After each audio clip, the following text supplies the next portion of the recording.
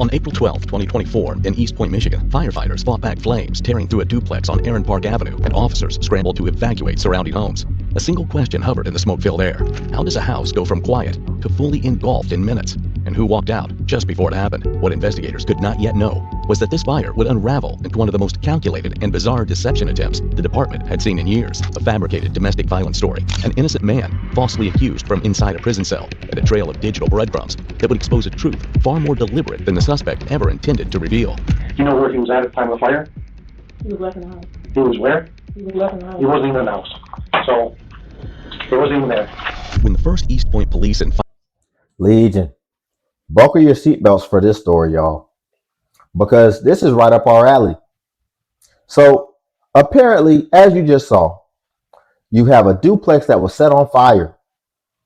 But allegedly, this woman claimed that her ex-boyfriend had assaulted her within the burning building. But there was one problem with that. This brother had been in jail.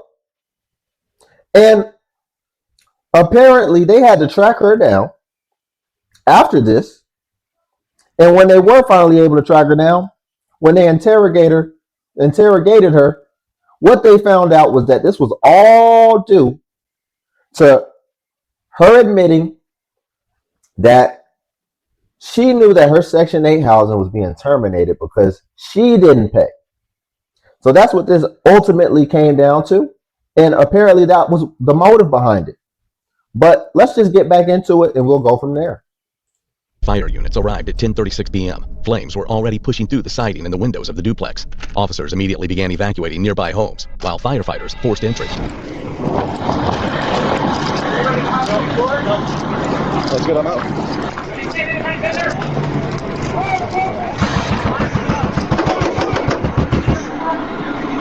Your neighbor's house is outside. Come out.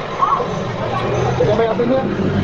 All right, cool. Come on. This is for you. Grab your blankets. Grab your blanket. Come on, come on. You gotta go. We gotta get out. You gotta go quick. Go ahead, mate. Kirk. Oh my God, that's bad. Somebody say in the house that's on fire? Yeah. Do you guys know it by chance? I don't. Yeah. Oh, it's the old people. Oh, the old people stay in here? When's the last time you saw it? I don't even know. Coming in and out of the garage. Do you know what the car is? They don't have a car. They don't have a car? Oh, is there two of them or one? There's three of them. Three? They said they haven't seen them in a long time. They haven't seen them in a while. All right. Oh, it looks like it actually subsided a bit. Still going. Yeah, it subsided a bit. You can see the freaking flames on this side. Did you get that? No, I'll get her. I just called the Lincoln manager. She said she's on her way, but she don't know if anybody's in there right now. Okay.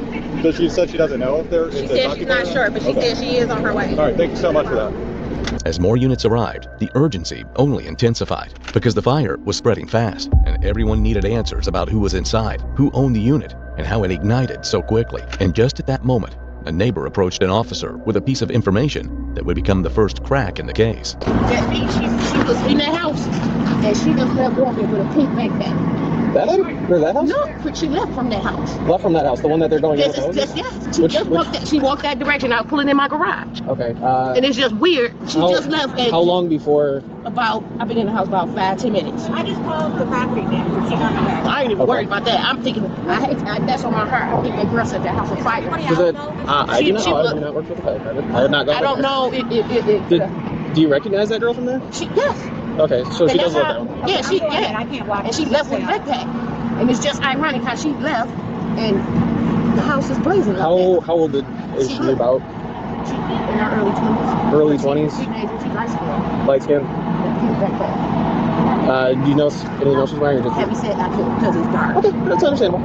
And when the officers came around, she repeated her story. Hi, miss. Did the people get out of there? That's what it's looking like, but tell me what you saw. I just put in the house. It's no longer than 10 minutes ago. There's a young lady, she's light skinned, taller than me, about 4 or 5 pounds. She got a big backpack. I couldn't actually see what color she had on, but made me look at her. She got a baby. But she had a baby with her. Walking when I thought she did. And I'm like, oh, I know she don't got that baby out this day. So she had a baby in the backpack. I just made money in the house. And then, next thing I know, I hear you guys coming. They could have been no more than 10 minutes ago. And you know it was the one on the She right? lived, I don't know if she lived there, or she beat there. Okay. I don't get nobody in trouble, but I don't want nobody to get hurt. I understand. You know. Okay. And that lady next to her, she just been here about 2 weeks. She's only been here for like 2 weeks? Oh my God. So you're calling in here? Yeah, so She explained that she watched 38-year-old Tamika Denise Bridges walk out of the apartment earlier that night, calm, phone in hand, heading toward the parking area. But that's not all. When the property manager arrived, she escorted officers to the security system and unlocked a cornerstone of the investigation. That's the neighbor. Hold up. You see the headlights? Yeah. That's the one who started walking down the street. All right, that's all right. you said a boyfriend. I think this is Girlfriend? Well, I don't know. Because one of the neighbors Sure. saw somebody walking down the street. I'm sure. They so The sweet. neighbor didn't recognize the woman that was walking down the street. She thought maybe it was like a girlfriend or something. Oh, they didn't recognize who I thought was Tamika? Yeah, that's why we just don't know. Because we can't Okay. tell from the camera, you know? Okay. She's a rather tall lady. she's tall. Yes, sir. Light skin. She has hazel green eyes. Okay. I don't want to say that she may be a little slow. Okay. But not slow. No, I got you. Not too slow. The grainy but unmistakable Y'all think about this for a second. Keep in mind that they mentioned that this is a duplex. So what I'm curious about is, were there other residents living within that duplex who, were in separate parts of the building? And then she set the entire duplex on fire? Because when you put it into that contextual, perspective, then you have to start looking at, are we looking at attempted murder at that point? Let's get back into the story. That's just something that flagged in my mind. footage captured Bridges leaving the residence at 21:23 hours, walking calmly down the steps while talking on her phone. A full 12 minutes later, at 21:35, flames appeared in the same unit. No one else entered the building. No one else left the building. It was a single subject timeline, and it appears that this was not an accident. At 2:51 a.m., roughly 5 hours after the blaze, police finally made contact with Bridges at McLaren Hospital after she called dispatch claiming she was the victim of a violent domestic assault. Let's start. He grabbed my phone and went through it and saw something, I guess. Tell me how I'm did the like, fight start? Like, oh, he just automatically put his hands on me. like what? Oh, describe it. Put his hands on He you. grabbed me by my neck, Okay. threw me down and kicked me in my side. Okay. All right. And you said this happened about 9 o'clock or so? Do you struggle to breathe at all? Do you apply pressure when you grab your neck? He just grabbed me by my neck and threw me down and kicked me. And I don't know why he did that, because I have health problems and I just had back surgery and stuff. Okay. Does he have a key to the house? He had my key. He has your key? Okay. Do you enter in through the front door or the back door of the house? I always come through the front. You come through the front? Does he come through the front as well? Yeah. Okay. Did he leave at the same time you did? No, he was still there. He was still in the house?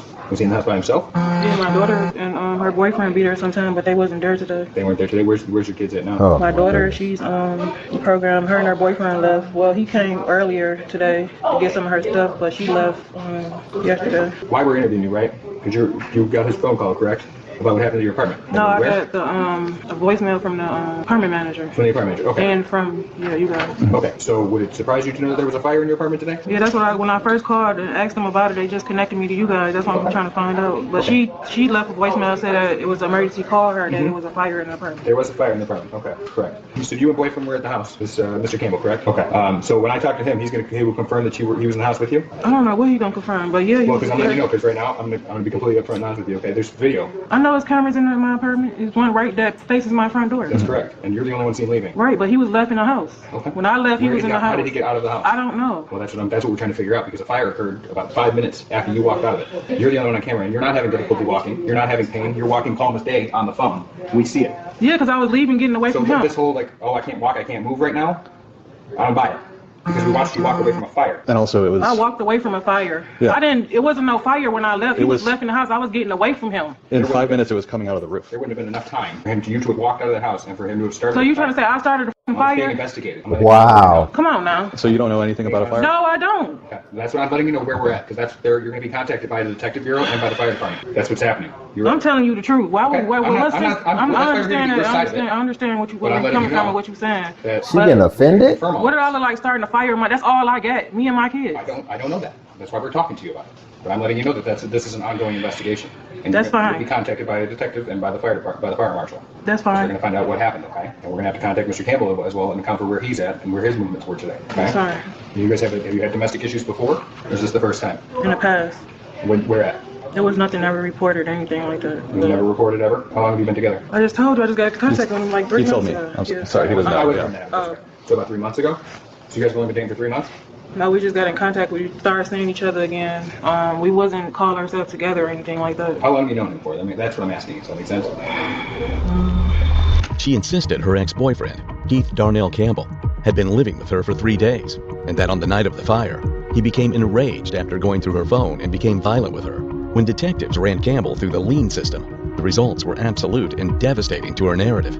Keith Campbell had been incarcerated at Newberry Prison since February 13th, 2024. 2 months before the fire, he couldn't have been in her house. He couldn't have assaulted her. He couldn't have set the fire. The entire domestic violence claim was a fabrication. Think about how diabolical this is. And this don't look too good, ladies. Because let me tell you something. She doesn't even have like a reason to do this to this brother, in my opinion. Because, see, she just completely lied on this dude about domestic violence. So now we have to wonder, because, see, it's one thing if you and your dude are getting in an argument, or let's say maybe your dude's just out here running the streets, and so you feel spiteful about that. Still does not justify it, but at least we'd have a reason. This brother is in a cell somewhere, can't do nothing. So literally you have no reason to lie on him. Like, you wouldn't have been able to see him in any capacity. The most you would have been able to do is just talk to him on the phone. And to still try to implicate an innocent man, that has to, and the way that she did it, she was getting offended when they were questioning her about it. She was about to put her hand on the Bible. She was trying to continue to convince them. And she looks pretty believable if you didn't have the rest of the context after the fact. So now that puts a lot of things in a perspective and under the microscope. Further investigation also revealed that she ignored police calls during the fire, claiming her phone was charging. She contacted her daughter about the fire before police had informed her, contradicting her claim that no one was home. Everything pointed to a calculated attempt to destroy the property and to frame a man who physically could not have been there. With a first-degree arson warrant issued on May 2nd, 2024, investigators spent months tracking Bridges through digital traces, phone warrants, and financial links, eventually narrowing her location to Akron, Ohio. On September 5th, 2024, U.S. Marshals located and arrested her without incident. She was transported back to Michigan for interrogation. On September 17th, 2024, Bridges sat across from Detective Reinhold after being read her rights. You said y'all got evidence. I set the fire. I didn't set no fire. Sure. Who is, Keith Campbell. That's who you're arguing with inside the house? That's what you said. That's on camera. Body cameras at the house. So that was your boyfriend at the time? That's who you're arguing with? Huh? That's on the cameras. Do you have, well, there's a couple things. You know there's cameras everywhere in the park, right? And the officers with body camera, yeah. So we have everything on there. So initially you said the officer, Keith Campbell, started the fire or something, or you had a dispute with him? No, I said I had a domestic issue. Yeah, with him? Yeah. Okay. So you're the only person that walks out of the house? When I made the report, he asked me the same thing. He said, don't you know there's cameras in front of your door? I said, yes, I'm aware of the cameras in front of my door. Right. How, I guess, there's no one else inside the house. And when do you think you'd be here right now if there was nothing to the case or we didn't know what was going on? Do you know where Keith is at? No. You don't know where he's at? Do you know where he was at the time of the fire? He was left in the house. He was where? He was left in the house. He wasn't even in the house. So, he wasn't even there. You already know his criminal record's a mile long, right? So do you know where he was at the time of the fire? Anyway, if you don't want to be forthcoming, that's fine. We have, like I said, we're not going to travel to Ohio to pick you up if we don't have anything. So you can stick to whatever story you have. It ain't about sticking to no story. I didn't set no fire. Okay. I don't have no reason to set a fire. Okay. Well, where was Keith at? Because he wasn't at your house. Even then, she initially clung to the story that Campbell was in the house. But once the detective playing her told her what he... Again, this Keith, your ex that you state that was at the house and all that, Are you still saying that he was in the house with you and not in prison? Is that the story you want to stick with? I know that I didn't set no fire. Okay. That's what I know. You didn't set any fire. No. Was there anybody in the house? Who was in the house? Yeah, I do know.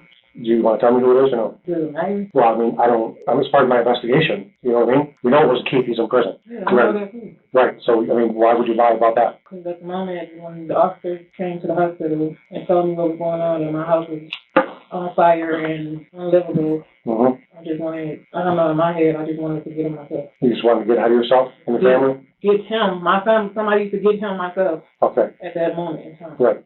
So you just threw his name out there. I didn't have no reason to burn down my house like y'all keep saying I had burnt it down. Like I didn't have a reason to. There's no reason for me to take whatever me and my kids had. Yeah. Well, that part is like an arson investigator does, their job with that. But we had the video, we got different types of evidence, but no one ever leaves that place. And witnesses didn't see anybody else at the place. And then we did a check and stuff, and there's nobody else at the place. And then you've already lied. Keith's in prison, and then you said he did all this. So I don't have any other explanation of how the fire got started. And then as soon as you walk out the door, the blaze starts. So that's kind of our situation. I didn't even know I had a warrant. I didn't know none of this. Well, you knew what was going on because I called your mom, and everybody switched their numbers. Your phone was shut off. We know where you were. We know where you were hiding out at. I wasn't hiding or running nowhere. I've been back and forth. I talked to your mom, and she said she talked to you. I said she needs to call. She said, "We got stuff here." And then your mom disappeared after that. Her phone got shut off. Everybody's phone got shut off. All the time. Right. Your phone got shut off. So don't think that this hasn't been under investigation since I didn't it happened. say it wasn't. I said I didn't know that I had no warrant. This is where we are. The warrant's been signed. We've been looking for you since. And obviously, I mean, we've known, we've been keeping tabs on you for a while as the investigation has gone on. The arsonists, they already did the work. We already got all of our witnesses. We got all the video. We have all that. You blame Keith for beating you up and burning down the place. And there ain't nobody else there but you. That's it. There's a geolocation. One person hits. So how did the fire get started? I don't know. I wasn't there. Okay. So you weren't there and had no idea. You just walked out and were like, oh my God, a random fire started. I didn't set no fire. Okay. Despite acknowledging the impossibility of her claim, she still refused to admit Let's take an inventory, but well, let's finish. involvement or offer an alternative explanation. The interview ended shortly after. By April 22nd, 2025, the case was officially closed. Tamika Bridges never provided a real explanation for the fire, she said, never accepted responsibility, and never clarified why she tried to frame a man who was already behind bars. With the case closed in 2025, investigators left with a file full of evidence and a suspect who refused to tell the truth, even after the truth caught up with her. So listen, y'all. Let's just do an inventory of everything real quick. She tried to lie on her boyfriend, the brother who was already in, or her ex-boyfriend who was already in prison, who couldn't have done anything to her while he was in prison, of course. She tried to burn down some people's houses, some people's house that she allegedly was getting Section 8 in. She tried to burn down a duplex, somebody's investment property. And keep in mind, somebody tell me in the comment section how the insurance works, right?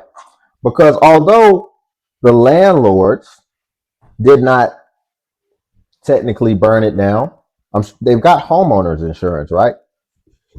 But will homeowners insurance cover damages if it was intentional, even regardless if it was the landlord being intentional? It was a tenant. It was somebody intentionally burnt that house down. Does insurance still cover that? I would be curious to know. And then on top of that, here's the thing that I'm going to bring up. This woman got kids. So this woman who is liable to do anything, in my opinion, she's liable to not just lie. It's one thing to lie and you just lying. You told a lie that could have altered another innocent man's life. And you burnt down some people's houses, allegedly. You burnt someone's house down. I mean,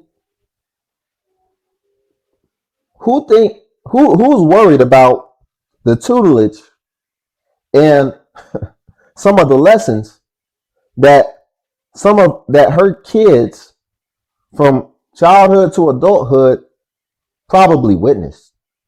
I'm worried about that.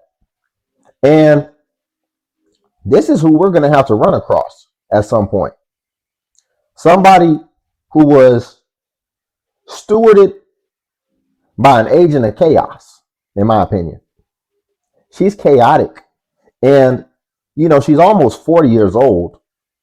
And in my opinion, no amount of aging and wisdom has been able to sink in for her because she's still bat-ish crazy. And nobody's safe around her, in my opinion.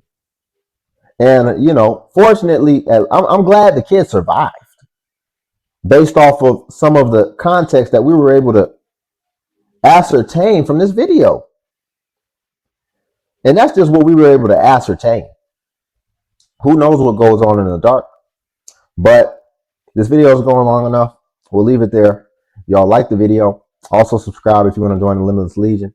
Cash App's link below if you want to tip the channel. Buy your boy iced coffee. And also feel free to join the Patreon as well, where I post self-improvement content. Until then, I'll catch you in the next video.